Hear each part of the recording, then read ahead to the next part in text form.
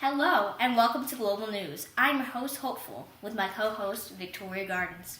As we mentioned in our previous newscast, the Japanese were getting ready to seize the Coral Sea by establishing bases at Port Moresby.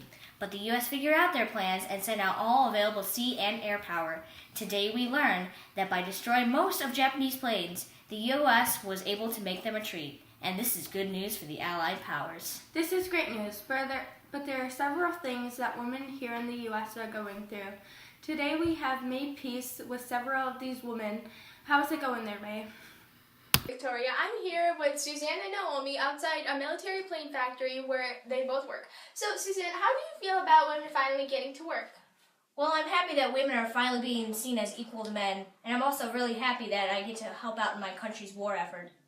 Well, that's really great, but how do you feel about the fact that you can't protest about the working conditions? Well, the working conditions were worse in the beginning. That was because the business owners didn't feel like the women could do the jobs that the men could. But as you can see, we proved them wrong. Yeah, and although we do get 60% of what the men got, we are finally getting better treatment as women, and we're seen as equal as men, which I'm really proud of, and we get to help out our war effort. We like to hear that women are finally getting better treatment. But Naomi, do you think it was the patriotism and propaganda that led to women finding more jobs? Or do you think it was more of money and independence and companionship and pride in learning new skills that motivated them? I think it's a little bit of both because we get to make our own money and choose how we spend it, and also we get to help out our country. There you go, folks. Women at work. Back to you at the studio. Thank you, May. I'm glad that women are finally getting better treatment and are being so patriotic. Agreed. And we will return shortly after this commercial break with another story on how the war has affected the citizens of the United States. Where war takes over. Only the most powerful force during World War II can stop it. It's Super War Bond! She's come to rescue us! Take these war bonds and let's destroy war! Yeah! Take that! Only you can prevent war just by a war bond.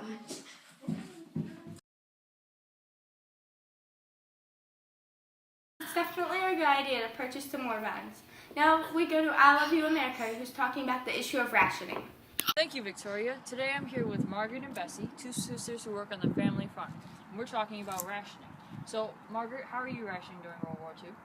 Well, we buy a lot less when we go shopping, and plus the government has given out stamps to everybody based on the size of their families, and we use those stamps to buy different products. Yeah, we've even had to carpool with some of our friends just to save up on gasoline. So, what are some of the items that the government has begun to ration? Things like gasoline, clothes, silk, rubber, butter, coffee, and so those are just some of the things. They even ration chicken wire fences. Besides buying less of these products and carpooling, what are some other ways you can help rationing? Well, you could start a victory garden because then you can grow your own food and you won't have to buy as much from the store. And then some of that food that's grown here you can send off to the troops fighting the war. And how do you feel about rationing? I don't like this idea of rationing at all. Everything is just so difficult. I mean, it's just so much more complicated just to put a basic meal on the table for my family at dinner time because there's just such less food around. I don't know how much longer I can go on like this. Yeah, life has definitely been harder with rationing, but plus we can't really argue with the government. There you go. Now back to the studio. Thank you, Olive. And thank you for tuning in with us this evening. Please tune in next time for yet another edition of Global News. Remember, Everything you do supports World War II. You gotta do what you gotta do to support World War II. Food instead of having to buy the minimal of what's out there still because of all this dumb rationing.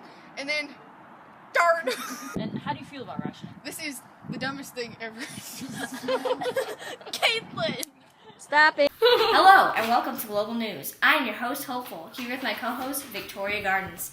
As we mentioned on previous newscasts. I see Ester there. that's not what we mentioned on previous newscasts.